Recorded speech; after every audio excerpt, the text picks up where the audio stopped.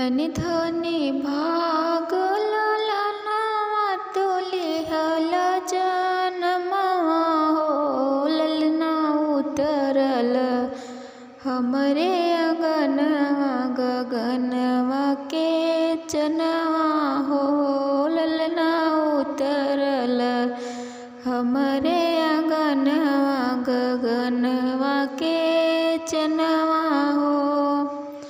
धनी धनी भाग ललनवा तुलिहल जनमवा हो ललना उतरल हमरे अंगनवा गगनवा के चनवा हो ललना उतरल हमरे अंगनवा गगनवा के चनवा हो।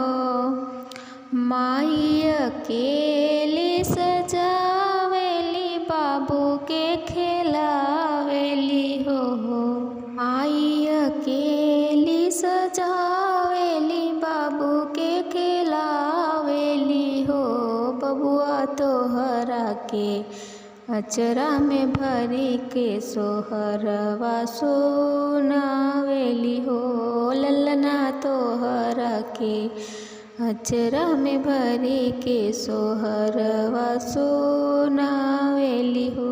अजू के दिन तोहरे बाबू जे रहते न घरवा हो ललना बनी जैते स्वर्ग से सुंदर घर सन सरवा हो ललना बनी जैते स्वर्ग से सुंदर घर सन सरवा हो।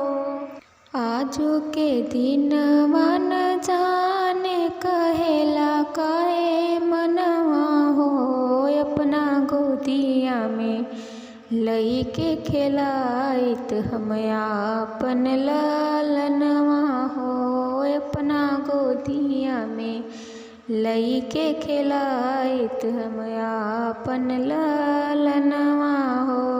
गगना में उतरल होई गगनवा के चनवा हो अपना गोदिया में कैसे खिलाई हम आपन ललनवा हो अपना गोदिया में कैसे खिलाई हम आपन ललनवा हो।